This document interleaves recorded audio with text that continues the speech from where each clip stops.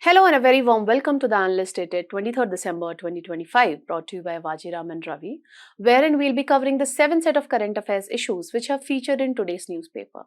The handout of this very discussion has been pinned in the comment section below for your future reference. Beginning with the analysis section, in the first topic, we'll try and understand that how, on account of liberal interpretation of Article 21 done by the courts, we are currently enjoying right to clean environment as an inferred right under Article 21. We'll be looking into the relevant cases, principles and the doctrine highlighted by the court in this respect.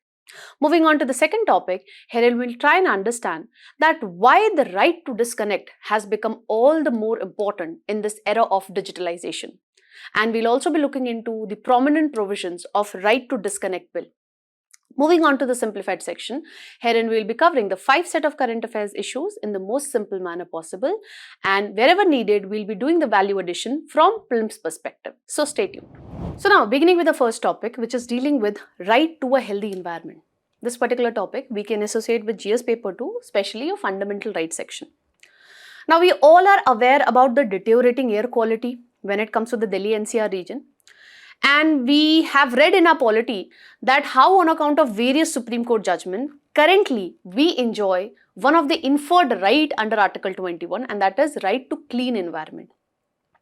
So an article has appeared in The Hindu in this particular context, and the article makes a very fair point that it is high time that the state carry out its responsibility effectively so that we as citizens could enjoy this inferred right, that is right to clean environment.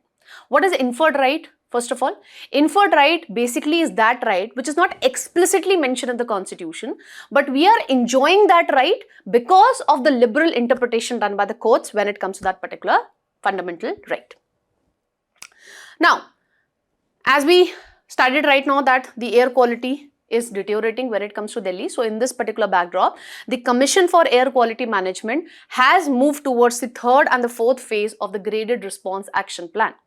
And under this particular commission has directed mandatory closure of the schools when it comes to Delhi NCR region, and it has also directed the state government that you have to tweak the timing of the public offices. Earlier, it was up to the states that whether they want to implement this, recommendation given by this commission, but keeping in mind the deteriorating air quality when it comes to Delhi NCR region, the states are supposed to abide by the recommendation or the directives given by this particular commission. Now, what is this Graded Response Action Plan? As the name itself suggests, that as and when the air quality would deteriorate over a period of time, the plan of action, would vary. And the activities that we are going to prohibit, that would also be increasing. Let's understand this particular plan, that is Graded Response Action Plan. So at stage 1, wherein you have moderate to poor air quality in Delhi. So what all activities could be prohibited at stage 1? So this particular commission can order the mechanized sweeping and washing of the road so that we can effectively deal with the dust pollution. It can enforce ban on burning of firecrackers, and we can increase the scrutiny of the vehicles to basically keep in check the vehicular pollution. If we are at stage 2, wherein we have very poor air quality, in this respect, this particular Commission on Air Quality Management when it comes to Delhi NCR region, it can, place a ban on the diesel generators. It can increase the parking fee up to 3 to 4 times. It can stop the use of coal in the restaurant. Right now, you must have read in the newspaper that recently the Delhi government has banned the, tandoor rotis. So that is in the restaurants. And it can urge the people who have some respiratory related illness or cardiac problem that you stay inside. At stage 3, wherein we have severely polluted air, in this respect, we can increase the frequency of road cleaning and washing that you might be witnessing when you are traveling by road currently in Delhi. The commission can order shutdown of the brick kilns. We can impose restriction on the operations of coal-based power plants in the Delhi NCR region. At stage 4, that is the emergency stage. Herein we can ban the entry of the trucks except those trucks which are carrying essential items. We can halt the construction work to basically deal with PM 2.5 and PM 10 pollution, basically dust pollution. And then we can begin odd, even scheme for vehicles to basically keep the vehicular emission in check. Now, when it comes to this graded response action plan, as the name itself suggests, that it is a set of emergency measures which is taken to prevent further deterioration of air quality. Okay. After the AQI, that is air quality index, in the Delhi NCR region reaches a certain threshold. Okay. We basically are trying to prevent the air quality from further deterioration. Now, when it comes to this particular plan, it was approved by the Supreme Court way back in 2016 in the MC Mehta versus Union of India case, and this plan was for the first time notified by the Ministry of Environment way back in 2017. And who is the implementing agency? Right now we studied, that is the Commission for Air Quality Management. And this commission would be taking a decision that which, response action plan should be adopted based on the air quality data. But who would be providing this air quality data? So this air quality data and the meteorological forecast would be provided by the Indian Institute of Tropical Meteorology and the IMD, that is Indian Meteorological Department. So this is regarding the Commission for Air Quality Management and the Graded Response Action Plan. Now let's come back to Article 21. Right now we studied this thing that on account of liberal interpretation done by the courts of Article 21, which talks about right to life and, dignified life also. So, on account of liberal interpretation done by the courts of this particular article, we enjoy one of the inferred right, and that is right to clean environment. This right has been established by way of series of Supreme Court judgments, which we are going to look into currently. So, first judgment is Subhash Kumar versus State of Bihar in 1991. So in this particular judgment, the Supreme Court stated that in order to enjoy a meaningful life, citizens should have pollution-free water and air. And in this respect, the court directed the state governments and the government that you have to take necessary steps so as to improve the quality of water and air. Okay, they have to ensure that the citizens are provided with a pollution-free water and air in order to live a meaningful life. Then we have MC Mehta versus Union of India case 1987, wherein the Supreme Court basically came up with the idea of absolute liability. What is this? We'll be discussing in a while. Let's move on to further case, that is MC Mehta versus Union of India case of 1997. This is famously known as the Taj Trapezium case, okay, wherein the Supreme Court directed certain measures which the authorities have to take in order to make sure that this particular monument remains intact. Okay, so it ordered that the polluting industries around the Taj Mahal, either you shut down your operation or you move to cleaner alternatives. Alright, and it tried to create a green belt around the Taj Mahal. Then we have the Vellore Citizens Welfare Forum versus Union of India case of 1996. In this particular landmark judgment of the Supreme Court basically went by two principles. One is the precautionary principle and the other one is polluters pay principle. What is this precautionary principle? If I am taking a particular action and we have the sense of doubt that this particular course of action might cause irreversible damage to the environment. Even though I don't have some scientific study proving the fact, but if I have this thing in mind that this particular action can lead to some irreversible damage to the environment, then in that respect, I should take all the necessary action to minimize the environmental degradation. Okay, that is what is precautionary principle. The another principle is polluter pay principle, which the name itself suggests that if I am polluting the environment, then I have to pay for it. I have to pay for ecological restoration. So if there is a company which is releasing some harmful chemicals in the environment, so it has to bear the cost for the restoration of that particular ecological site, and it should also take necessary steps so that it, reduce the release of that harmful chemical in the environment. Okay, that is what is polluters pay principle. And these two principles were referred to by the court in this Vellore Citizens Welfare Forum versus Union of India case. Therein, the Supreme Court took cognizance of the environmental problems which were caused by the tanneries. Okay, so tanneries were basically polluting the water resources there, groundwater, lakes, rivers, etc. So in this respect, the Supreme Court went by these two principles, that is precautionary principles and polluter pays principle.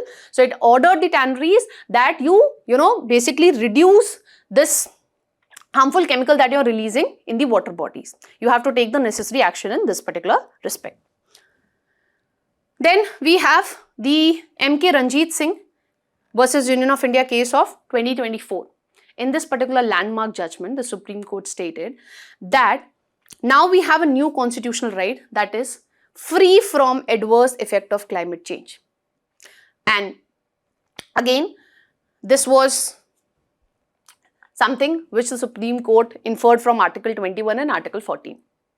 See, you need to understand that when it comes to climate change, it is going to adversely impact the people who belong from economically poor section. For example, if take the current scenario itself, the rich can afford air purifiers, but the poor cannot. So keeping this thing in mind, the Supreme Court stated that the state has to take all the necessary action to make sure that the people are free from the adverse impact of climate change, because we know that the economically poor and the vulnerable section would have to bear the greater burden or the adverse effect of climate change. They would be the one who would be adversely impacted as compared to the rich.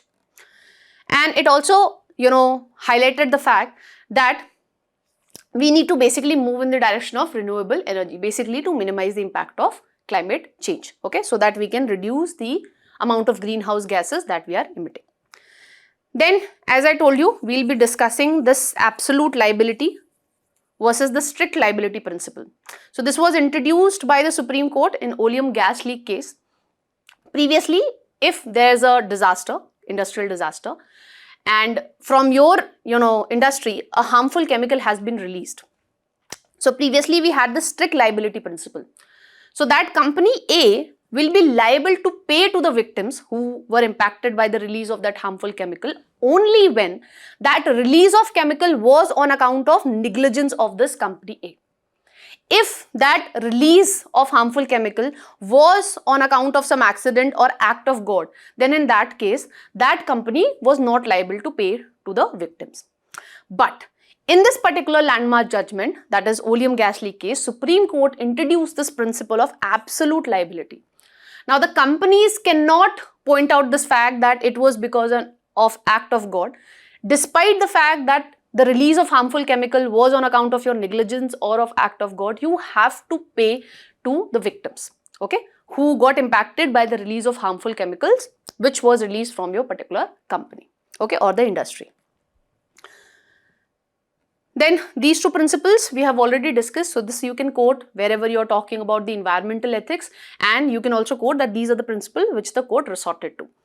Then the Supreme Court also have come up with this public trust doctrine, and this doctrine was explained by the Supreme Court in MC Mehta versus Kamal Nath 1997 verdict of the Supreme Court.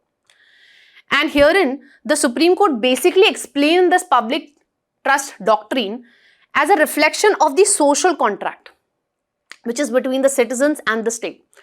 So basically, in simple words, this public trust doctrine simply implies that state has to serve as a trustee of the natural resources. It is the people and the community who actually own the resources. State is just a trustee. And the state is supposed to utilize these natural resources not for their own personal gains. They are supposed to use those natural resources only for the benefit of the people. Alright, so this was the public trust doctrine. Then we have Radheshyam Sahu 1999 verdict of the Supreme Court, wherein the Supreme Court stated that state is under the obligation to maintain public parks for the citizens, okay, providing, realizing the right to health also and right to clean environment also. Now, having understood the different, Supreme Court judgment which has established this fact that right to clean environment is an inferred right under Article 21. Going forward, we need to make sure that the citizens actually enjoy this inferred right. So the question is, how can we do that? For this, we need to institutionalize the ethical environmental governance. For this, what you need to do, you need to apply stewardship ethics. What is stewardship ethics? That means that we are not the owners of the earth. Okay, we are just the trustees of the earth. We are not the owners. And when it comes to the government, it should be guided by the public trust doctrine. So whenever we are, doing developmental planning, we should keep this thing in mind and we should be guided by the stewardship ethics. Then when it comes to environmental impact assessment, it should be done in a transparent manner. We should make sure that this assessment is done in a participatory manner, basically involving the local bodies, the communities who are actually, going to get impacted because of that developmental project. And in this respect, we should also, abide by the Supreme Court verdict in One Shakti versus Union of India case, recent verdict, wherein the Supreme Court stated that the post facto environmental clearances should not be done. Although in the another case, the Supreme Court has digressed from this particular judgment, but if we want to move in this direction of environmental ethics, we should make sure that the environmental impact assessments are done beforehand, okay, before we give any environmental clearance to any developmental project. Then we need to carry out institutional reforms. Basically, we need to make sure that the bodies that we have created to realize the idea of environmental justice, they should be adequately staffed. So this is your National Green Tribunal, the Central Pollution Control Board, State Pollution Control Boards, etc. Then how can companies move in the direction of ethical corporate practices? So they can ensure proper utilization of the CSR funds, okay? They can make sure that the CSR funds are used to realize the idea of sustainability. They should come up with, eco-friendly designs, and we should make it mandatory for the companies that you have to do green auditing of whatever projects that you are running, and it should be mandatory for the companies that they have to come up with environmental social governance reporting, okay, which basically implies that whatever activities that they are doing, how it is impacting the environment, what impact is on the society, and how is their governance structure, okay.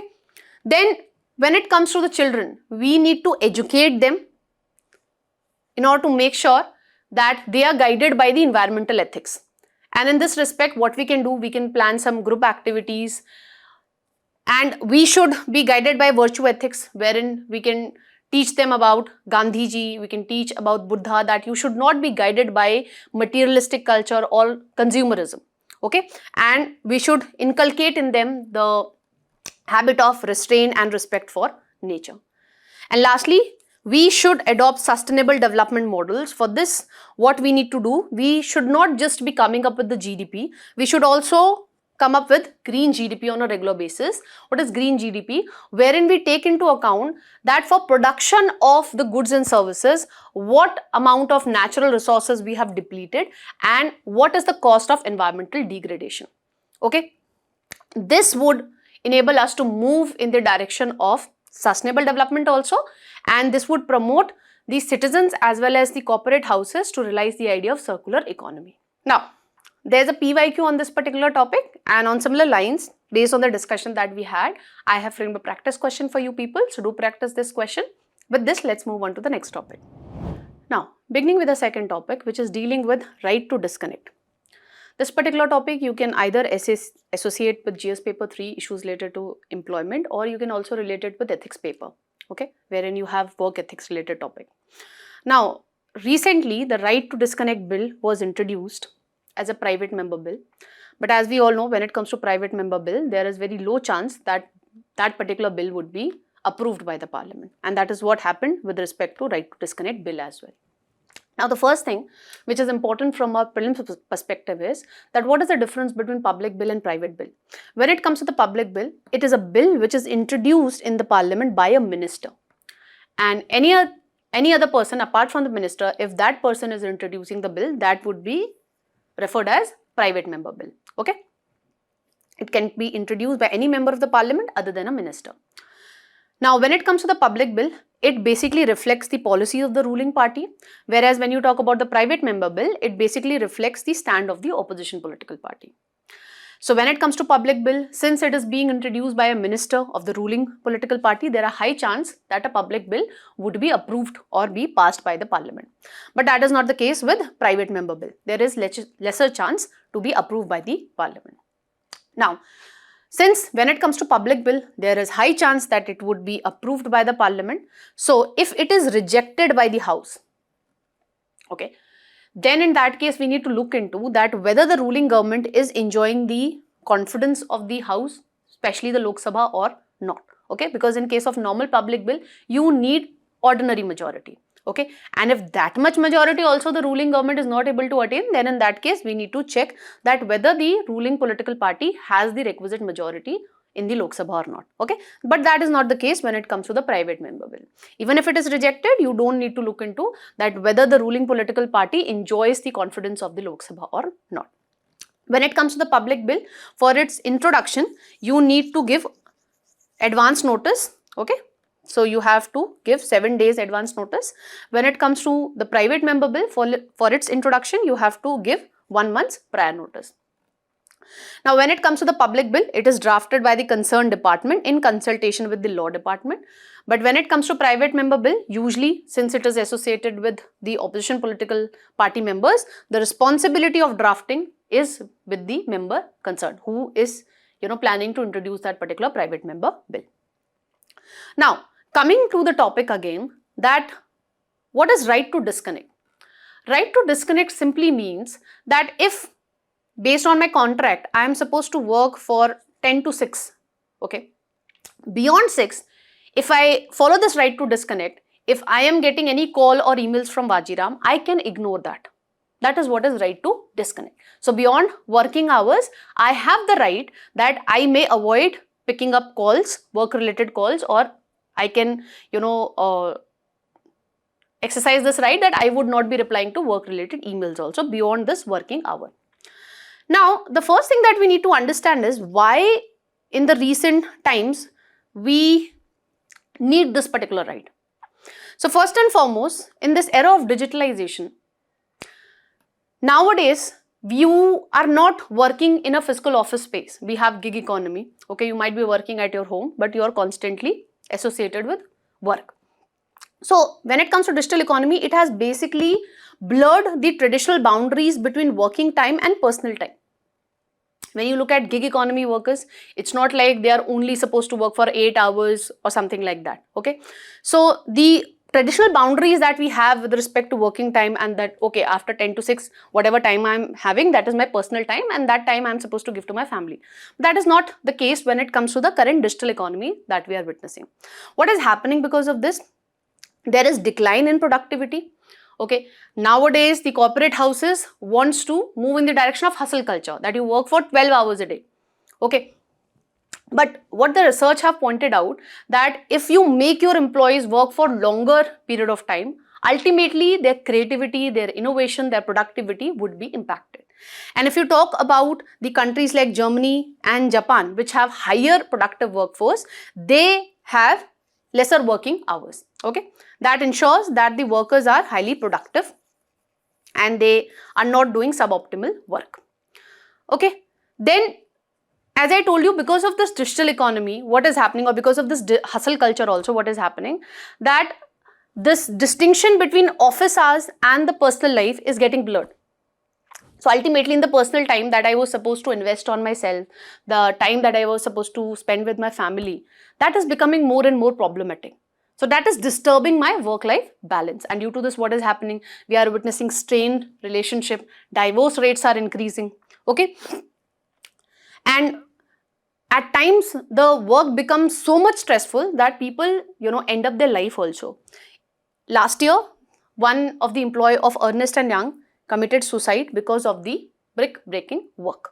Okay, in 2024. Then, see, it becomes all the more difficult for the women employees, because after work, they also have to take care of their families. We all know that when it comes to the women, they are the one who take the burden of care work, unpaid care work. So they have to bear the dual burden of the office work also and the unpaid care work also. So if we are blurring this distinction between office working hours and the personal time, it is actually increasing the gender inequalities, because it is going to be very difficult for women employees to compete then. Ultimately, this forces the woman employed to actually resign from the office and choose to take care of the family, or if they plan to manage both, it would be negatively impacting their mental health at the end of the day. Okay. And that is what is happening currently. You see that in the urban areas where more or less majority of the corporate houses are moving in the direction of hustle culture, where we are blurring this traditional boundaries, we are witnessing higher mental health related issues in the urban area as compared to the rural areas, where the people still have their personal time and their family time. And when you make the employees work beyond the office working hours, it actually reduces the amount of people which would be ready to volunteer for some social cause also. Okay. Then when we are not allowing the employees to exercise this right to disconnect, we are actually going against the constitutional articles. Article 21, which talks about right to life and liberty and a dignified life. And if I am able to maintain work-life balance, if I am at the mental level, if I'm well, I'm enjoying a good relation with my family, ultimately I'll be able to enjoy this dignified life. But when you are constantly making the employees to work beyond the working hours and you're not enabling them to exercise this right to disconnect, you are actually using that employee as a means to an end, which is not right according to ethics also. Then it also goes against Article 42, which talks about that it is the responsibility of the state to ensure that we have just and humane working conditions. Now, let's just quickly look into that what all key provisions were there in this particular bill, which was introduced by a private member. Although you might not be getting a mains question with this respect, but we are just discussing the provisions so that wherever you get a question in ethics related to, work ethics, therein you can quote the provisions of this bill that this bill should be implemented. Okay, this is something that we should move in future. When it comes to this particular bill, so it was stated that this bill would be applicable to all employees, okay, whether they are engaged in a company or a society, or they are engaged in role where they do not get a break from the digitized professional commitments, okay, especially the gig economy. Then definition of right to disconnect, it simply says that after my working hours, I am not under any legal obligation to reply to emails or to answer the work-related calls. Okay, that is what is right to disconnect. Then it talked about exemption from disciplinary action. So if I am employed in Vajiram, okay, I exercise my right to disconnect. So Vajiram is not allowed to take any disciplinary action against me. That is what is exemption from disciplinary action. So it prohibits the employer from taking any disciplinary action due to any reason due to which during the employment on the ground that the employee has exercised the right to disconnect. Then it talked about constitution of Employees Welfare Authority, which would be drafting a nationwide framework for out of work arrangement, that what all things would be allowed beyond working hours, what all things would not be allowed. Then it also talked about overtime payment. If somebody is working beyond the office hours, then you have to provide the payment to that particular person. And if this is the case when the employee, voluntarily agrees to this. You cannot force the employee to answer the work-related emails or to answer the, work-related calls. Then it talks about creation of an employee welfare committee, which would be supporting periodical negotiation among the employees and the employee related to the terms and the condition of outside working hours. What all things would be allowed, what all things would not be allowed beyond the working hours. Then it talks about creation of digital detox center. In the present time, I think it has become all the more important because we are, mindlessly scrolling entire day. But coming to work environment, the people who are actually, connected to their clients maybe through digitalized version, they are spending, huge amount of time on the laptops or the PCs. So in that respect, digital detox becomes all the more important so that they have good mental health also, because that is getting negatively impacted. Then it also had an element of punitive measures. So if the companies do not abide by the provisions of this particular bill, the bill stated that they would be liable to a penalty. That could be 1% of the total employee's remuneration. So penalty was deliberately kept high so that the companies comply by this right to disconnect bill or the provisions of this particular bill. Now the article today highlights some of the issues with this particular bill. So the article points out that the bill has not clearly defined that what is the scope of work. So it fails to address whether such after hour engagement falls within the legal construct of work or not. So because of this, what could happen? This could make the right to disconnect only a behavioral norm and not a label standard. Okay, because it could happen that some of the employees might be replying to work related emails, and if I am not replying to work related emails or I am not entertaining work related calls, then ultimately my promotion and everything would get impacted. So the problem is you need to clearly identify that what is the scope of work and is it something which is applicable to everyone. It should not be like if some of the employer entering into some of negotiation, and based on that some of the employees are exercising right to disconnect and the others are not. So it becomes very important that you define the scope of work. And another problem with this bill is, how do you define the scope of work? Is it that the employee has gone for a 5 minutes break, so that is outside the scope of work, or what? So if you go by the international practice in European Union, how do you define the scope of work? So we say that an employee is working if it is under the employer control. That's how we are going to assess the working time. It could happen based on this particular bill that the employer would say that I did not force you to entertain work related emails. You were working on your own. So I might not be giving you any payment for this. Okay, so it is very important that you define that what is the scope of work. So international best practice is, you can say that a person is still working if that person is under employer's control. Maybe through a work related email, maybe through a call, or if that person is in the office cabin. So this is important that you define the scope of work. Only then this right to disconnect would be effectively realized. Okay, another problem is, as is the case with other labor codes also, that if I want to work overtime, I'll enter into a contract or I'll negotiate with my employer and then I can work for overtime. So the writer is pointing this thing that if such negotiations are allowed, ultimately this right to disconnect would not be realized. Okay, because then by carrot and stick, maybe the employer would try to make sure that all the employees are replying to work related emails and work related calls. Then another issue which the writer points out, that although this right to disconnect is in alignment with Article 21, right now we discussed that why there's a need to realize this particular right, because it is in alignment with Article 21, which talks about dignified life. But the article points out that this particular bill which was introduced in the Parliament did not make any reference to Article 21. Okay, so the article or the writer basically is questioning that, is right to disconnect going to be a purely statutory right, or it would have deeper constitutional engagement also, wherein we will be able to draw clear boundaries between the work time and the individual would be able to enjoy respective autonomy. Okay, so that reference or that linkage to Article 21 of the Constitution was missing in this particular bill. Okay, so that is why the writer is questioning the bill's constitutional character or this particular right's constitutional character. Now, way forward, what we need to do so that we are able to effectively realize this particular right, although the bill do not got passed by the Parliament. So what you need to do in this particular bill, we need to define the scope of work, and this becomes all the more important, especially when it comes to the gig economy. Okay. And when it comes to defining the scope of work, you can go by the international practice like EU, okay, wherein we are considering this fact that if you are under the employer control, okay, for that particular time, we will be considering that you are still working.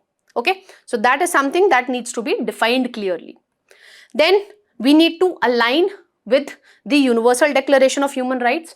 Article 24 of this particular Universal Declaration clearly states that everyone has the right to rest, leisure, including reasonable limitations of working hours and periodic holidays with pay. Okay, so this has become all the more important, keeping in light that the mental health issues are rising day by day. And this is very much important to ensure that you have a productive workforce also, creative workforce. Then we can go with flexible schedules. Especially this would be helping the women employees. They would be able to effectively manage their, household unpaid care work also, as well as the work related commitments also. So we need to provide them flexibility, for example, work from home. Okay. Then, as I told you that mental health problems are on a rise. So the companies and the corporate houses should take adequate measure in this respect. For this, what we can do, they can provide access to counseling, wellness program should be there like what we have in case of Google, okay, and mental health days should also be organized wherein we are increasing the awareness that how you can do digital detox, why you should maintain self-reflection journaling, etc. That's all with respect to this particular topic. Based on the discussion, I have framed a practice question for you people. So do practice this question and let us know your answers in the comment section. With this, let's move on to the simplified section. Now, recently, India and New Zealand has finalized the free trade agreement related negotiations or the talks. Okay. So this particular topic you can associate with the economy section as well as GS paper 2 international relations also. Now, when it comes to this free trade agreement which the two countries negotiation have finalized, we are planning to basically double the bilateral trade over the next 5 years. So currently, if you go by the figures of 2024-25, the bilateral trade between the two countries was merely $1.3 billion. We are planning to double it. Okay, so we are planning to increase it to $5 billion in the next 5 years.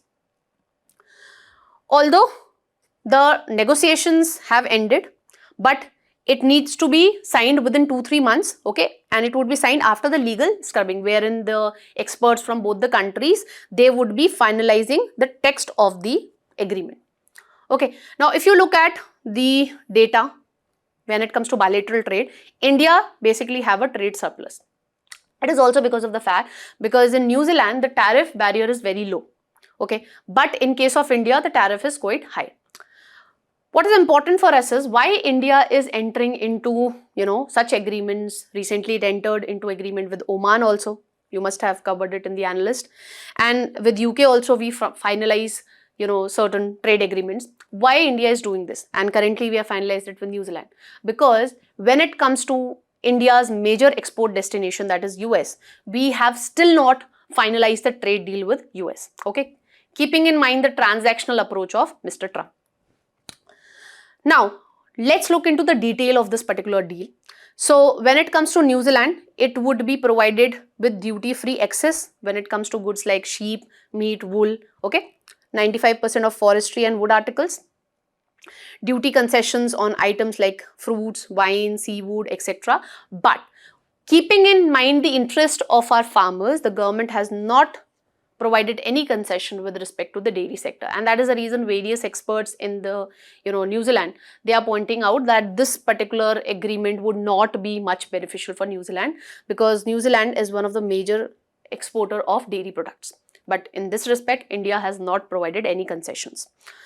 So duty-free access, okay, would be provided to 100% of the Indian exports. And when it comes to the services sector, herein the Indian professionals, especially in the skilled occupations, they would be provided with temporary employment entry visa and they can stay there for at least 3 years. Okay, and on an annual basis, this much quota has been fixed that we will be providing this temporary employment visa to 5,000 professionals.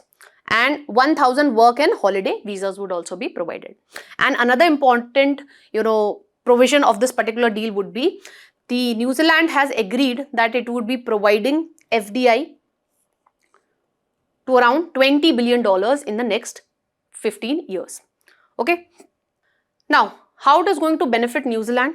So, this would enable New Zealand to get access to a high tariff country, that is India. Here we have a higher tariff, roughly 15%, but in New Zealand, the tariff is very less, that is roughly 2 to 3% only. Okay, that is the reason the experts in New Zealand are pointing out that this deal is not going to favor New Zealand interest. Okay, but some experts have also pointed out that this would be benefiting New Zealand. Why? Because it would enable New Zealand to get access to a high tariff country like India, because with respect to 95% of the products, okay, India has lowered the barriers, okay, although we have not lowered it with respect to dairy products, but when it comes to majority of the products, we have lowered the barrier.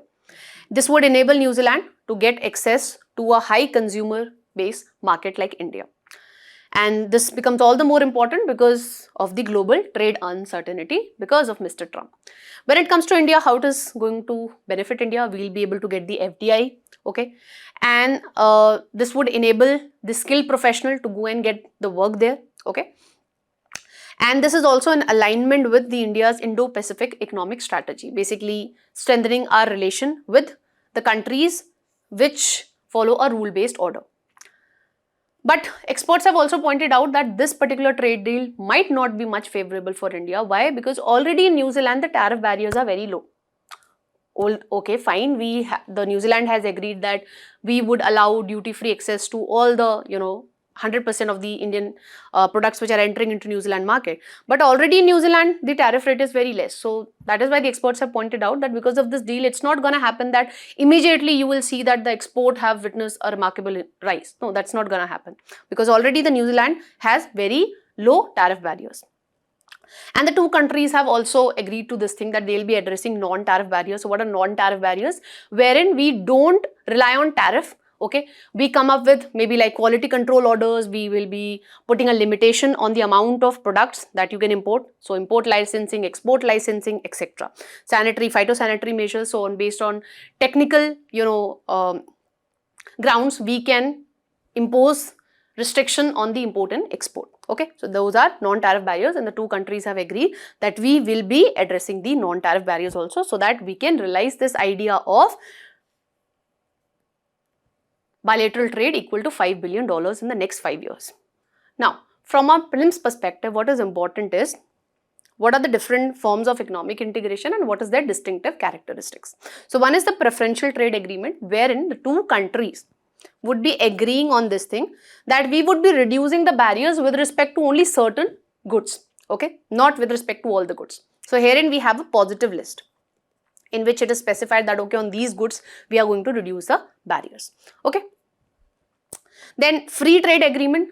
Right now we studied with respect to India and New Zealand that what has happened. India has said that okay, we will be reducing that trade barriers with respect to 95% of your products, but we would not be opening our market when it comes to dairy.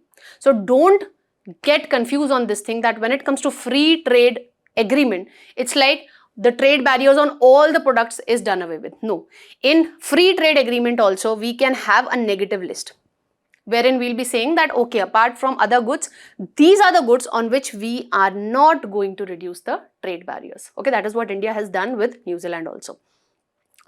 What is custom union? Custom union is, let's suppose two countries A and B, they have entered into a custom union. So they would be reducing the trade barriers when they are entering into bilateral trade, and they agree to this thing that when we will be trading with country C, both would be imposing a uniform tariff. Okay, so they will be having a uniform external trade policy. Example is South African Custom Union. Then we have another advanced version of economic integration, that is your common market. So in common market, you will be having the features of custom union also, and here an added feature that we'll be having is free movement of capital and labor. Okay, so in the earlier stages, the European, economic community was said that it is a common market. Then we have economic union, which is the highest form of economic integration. What happens here? So you have the elements of custom union, you have the elements of common market, and additionally what the countries would be doing, they would be harmonizing their economic, that is the monetary as well as the fiscal policies. Okay, so along with the elements that we discussed with respect to common market, the added element would be they would be aligning their monetary as well as fiscal policy. So example is European Union. That's all that we need to know with respect to this particular topic. Let's move on to the next one. Now, recently the Supreme Court in one of its verdict has stated that the corporate should come forward and they should take the responsibility of restoring the grasslands. This particular topic you can associate with the economy as well as the environment section. So this judgment was with respect to protecting the great Indian bustard, whose population is going down at a very faster rate, as different reports by the Wildlife Institute of India has suggested. So in this particular backdrop, in the recent judgment of the Supreme Court has stated that when it comes to CSR, this should also be used for restoring the grasslands. And Herein the Supreme Court stated that the corporate should also be guided by one of the fundamental duty, that is Article 51A Clause G, okay, which talks about protecting and improving the natural environment, including forest, lake, river, wildlife, etc. And it also talks about compassion for living creature. Here we are basically referring to Great Indian Bustard. Okay, so the court's 2021 interim order restricted that we would not be going for overhead transmission line, okay, across this area, 99,000 square kilometer. And it also talked about a committee-led approach to look into the feasibility that can we go for undergrounding, can we put the transmission line in an underground environment, okay, instead of going for overhead transmission line, can we do this? So feasibility of this needs to be checked. And in this particular verdict, the recent verdict, the Supreme Court has actually went away from its large area approach. As I told you, it talked about that in this much area, 99,000 square kilometer, you should not come up with overhead transmission line because that is negatively impacting the Great Indian Bustard population. So what the Supreme Court has done differently right now, so it has shifted away from large area approach to priority area. So we have to find out that in which area we are majorly finding the Great Indian Bustard population, and therein we can restrict the overhead transmission lines. But the problem is, when it comes to Great Indian Bustard, they move around. It's not like they'll be restricted to one particular priority areas. And another problem is accurate mapping of the habitat. Because if you want to restrict the overhead transmission line in a particular priority area, you first need to figure out that which is the priority area. And figuring out this priority area becomes all the more difficult. Why? Because the Great Indian Bustard, they move around. Okay.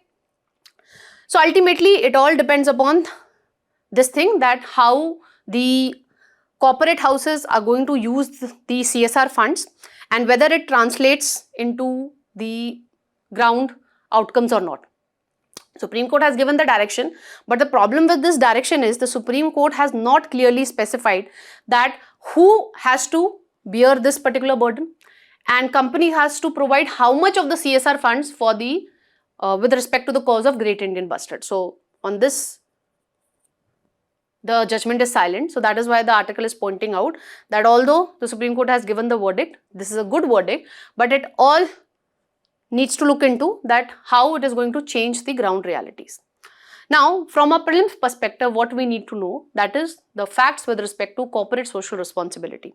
So it basically states that the corporate houses, they have to keep aside some of their average net profit for the societal cause or the environmental cause. Okay, this helps the companies to build a positive brand image also. For example, Tata. So when it comes to CSR, it has a statutory backing. So it is done under section 135 of the Companies Act of 2013.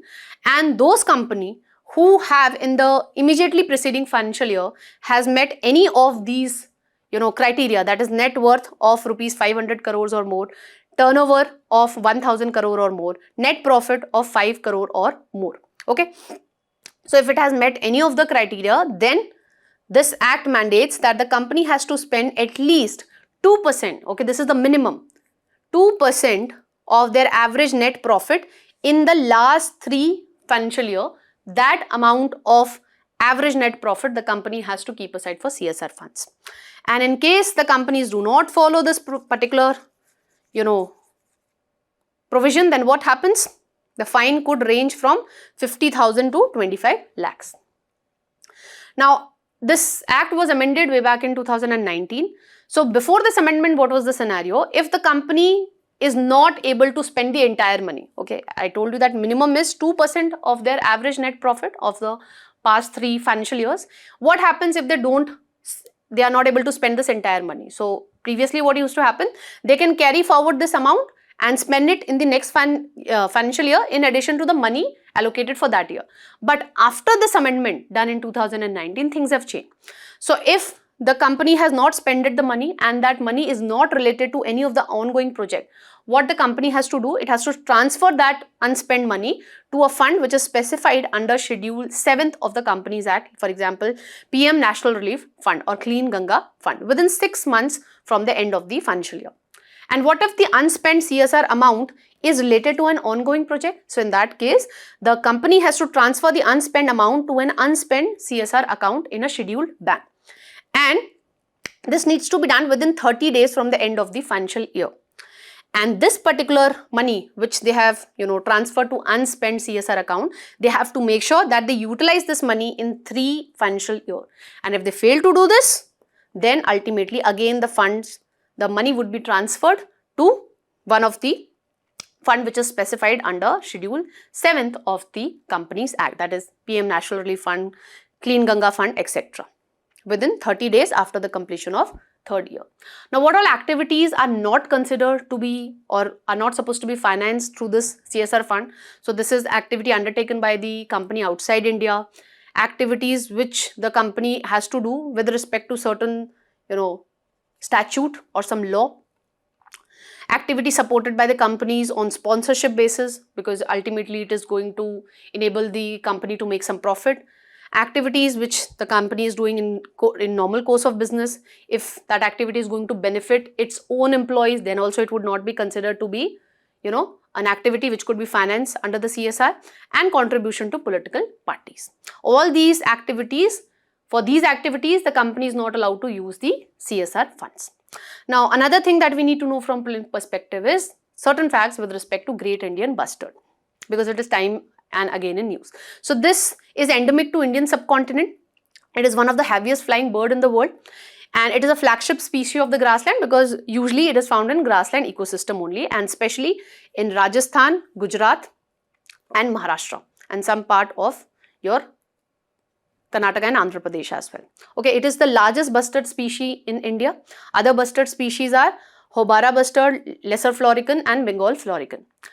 And as I told you, it prefers to stay in the grassland and it spends most of its time on the ground. Okay, it flies very occasionally because it is one of the heaviest flying birds, so obviously it would not be flying more often. Then it is most active during the early morning and the evening. Currently, we are witnessing a dwindling in their population. So, we are only having 100 to 150 Great Indian Bustard population, and majority of them are found in the Thar desert of Rajasthan. And it is also the state bird of Rajasthan. When it comes to the Great Indian Bustard, they are omnivorous. So, they basically feed on insects, grass seeds, berries, rodents, reptiles, etc. And if you talk about the conservation status, IUCN, critically endangered, CITES, Appendix 1, and Wildlife Protection of India Act, Schedule 1. What are the features? So, it looks like an ostrich with a horizontal body and long bare legs, as you can see in this particular picture. And they are distinguished by their black crown here, as you can see. Okay, this is the black crown on the forehead, and they have contrasting with a pale neck and head. So, as you can see, the color of the neck is pale. Their body is brownish, as we can see, and here you have one of the distinguishing feature, that is you have black patch spotted in white. As you can see, you have black patches with spotted of white also on the feathers. The male have larger crowns. We are talking about this thing, black crown, as compared to the females. And if you go by the Wildlife Institute of India, as I told you, the study has pointed out we are left with very less number of Great Indian Bustard, around 150 only, and their number are going down at a rate of 15% annually. Why they are majorly impacted by overhead transmission line, this you need to understand. It is because of one of the feature of this particular bird. They have a poor frontal vision. So, from a distance, they are not able to see the overhead transmission line, and that is why they collide with it, and that is impacting their population. That's all that we need to know with regard to this particular topic. We have a PYQ with respect to CSR. So, we have already discussed this. Do let us know your answers in the comment section below. With this, let's move on to the next topic.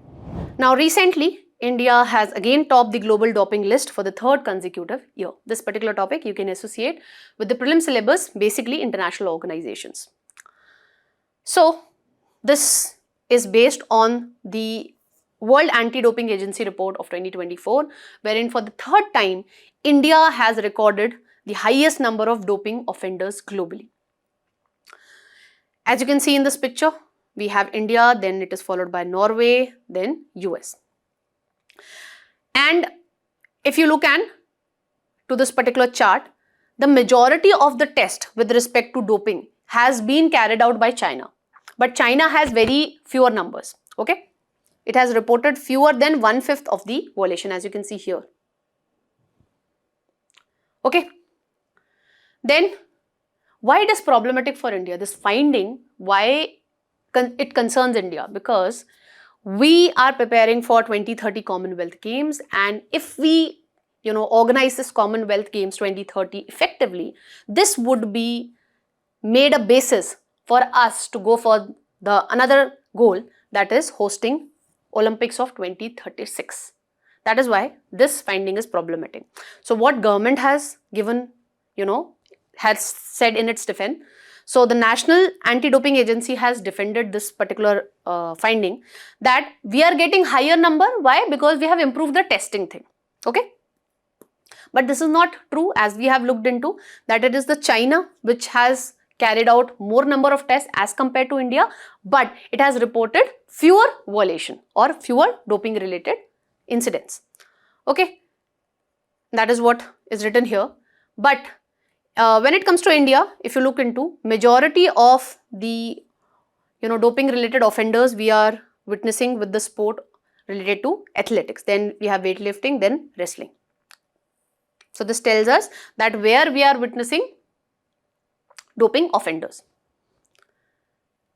So in order to correct the situation, since we are planning to organize the Commonwealth Games of 2030 and we are also planning that we will be organizing the Olympics of 2036. So obviously you have to do something to correct your image. So in response, what the government has done, so the Indian Olympic Association was constituted as a new anti-doping panel in August, and the government has also passed the National Anti-Doping Amendment Bill of 2025. And with this particular bill, we have made necessary changes which were suggested by the World Anti-Doping Agency. And we have made sure that the India anti-doping regime is in alignment with the global standard as suggested by the WADA. So what are the prominent provisions of this particular bill? So this bill seeks to amend the previous act, that is National Anti-Doping Act of 2022, and this gives effect to UNESCO Convention Against Doping in Sports, because it is an unethical practice. You are taking steroids and then you are enhancing your performance. You are not a true athlete at the end of the day. So it tends to align India anti-doping regime with what has been suggested by WADA. We have provided operational independence to National Anti-Doping Agency, so it would be functioning without any government interference, because WADA has raised concern with respect to the autonomy of any anti-doping agency that India created. Okay, so we have provided the necessary independence to NADA. And we have made changes in the National Anti-Doping Board also. The board remains, but it is also not allowed to interfere in the functioning of NADA, that is National Anti-Doping Agency, or influence its operation. Now, let's note down certain prelim pointers with regard to WADA, that is World Anti-Doping Agency. So it was established way back in 1999 as an international independent agency to basically make sure that we have doping-free sports. It basically develop, harmonize and coordinate anti-doping rules across the country. Its headquarters are situated in Montreal, Canada. And when you talk about the governance structure of World Anti-Doping Agency, we have a foundation board which consists of 42 members, and it is the highest policy making body of WADA. And then we have executive committee which has 16 members, to which this particular board, foundation board, would be delegating the management and running of the agency, including performance of all its activity and administration of its asset. That's all that we need to know with respect to this particular topic. Let's move on to the next one. Now recently the Indian Navy got Anjadip, which is indigenous anti-submarine shallow water craft. This particular topic you can associate with the defense section of a prelim syllabus. Now let's note down certain prelim pointers with regard to this particular anti-submarine warfare shallow watercraft which has been handed over to Indian Navy. So this is third, okay, of the 8 anti-submarine warfare shallow watercraft which has been handed over to Indian Navy. It is developed and designed indigenously. So it was built by Garden Reach Shipbuilders and Engineers, which is situated in Kolkata. And we are making such anti-submarine warfare shallow watercraft through a PPP mode. Okay, so there's a collaboration between this Garden Reach Shipbuilders and Engineers and the L&T shipyards. Okay, And these ships are basically designed based on the classification rules provided by the Indian Register of Shipping. These ships have a length of approximately 77 meters, and these are the largest Indian naval ship which are propelled by water jets and are equipped with state-of-the-art lightweight torpedo so that we can attack on the enemy ships. This is indigenously designed anti-submarine rockets and have shallow water sonar. So by using the sound, we can effectively detect that in our vicinity is there any torpedo or any other missile has been launched by other government navy, enabling effective detection and engagement of underwater threat. So you can easily identify using the sound waves that whether we have some underwater threat or not. So the ship will strengthen the Navy's anti-submarine, coastal surveillance and mine laying capabilities as well. We have given this name Anjadip. Why? Because we have an Anjadip island located off the coast of Karnataka, which underscores India's commitment to safeguard its expansive maritime domain. And this is a milestone. Why? Because we are moving in the direction of Atmanirbhar Bharat, wherein we are making sure that whatever defense equipments we are building, the ships, etc., we are making them through domestic sources, and we're designing it indigenously, we are building them indigenously, and this would go a long way in reducing our dependence upon imports. Okay, that's all that we need to know with regard to this particular topic. Let's move on to the last topic of today's Analyst. Now, recently, following the orders of Mr. Trump, the US Coast Guard has seized the third oil tanker of Venezuela. This particular topic you can associate with the prelim syllabus places in news. And why the US Coast Guard is doing this, okay, near the Caribbean Sea? It is because Mr. Trump has stated that we would be sanctioning all the oil vessels which are coming to or which are going from Venezuela. And in return, the Trump has demanded that Venezuela should return the allegedly stolen US assets. And another, concern which Trump has highlighted is that with the help of these oil tankers, Venezuela is illegally supplying the drug that is fentanyl in USA, which is leading to increase in drug addiction in US. But when it comes to the Venezuela government, they have pointed out that this is a conspiracy against the Venezuela president, that is Nicolas Maduro, because Trump wants to remove him from power. Now, what is important from exam perspective is certain prelim facts with respect to Venezuela. So, when you talk about Venezuela, it is situated at the northern coast of South America, as we can see here. Which all countries share the border with Venezuela? So, it is Guyana, here, Colombia, and we have Brazil. And when you talk about the water bodies, so we have the Caribbean Sea and we have the Atlantic Ocean here. Capital is Caracas. And when you talk about natural resources, so Venezuela is rich in oil reserves, gas reserves, and has huge quantity of coal, iron ore, bauxite and gold. What are the major river and the water bodies? So we have Orinoco River, which empties in the Atlantic Ocean, Rio Negro, which drains in Amazon River, and Lake Maracaibo, which is the largest lake in South America. And it has the world's highest waterfall, that is the Angel Falls, which is located in Guiana Highland of Venezuela. That's all that we need to know in today's Analyst. Quiz would be coming right up next, so don't forget to practice the quiz and check your knowledge. With this, we'll be ending today's session. Till then, keep smiling, keep learning. Have a great day, all of you.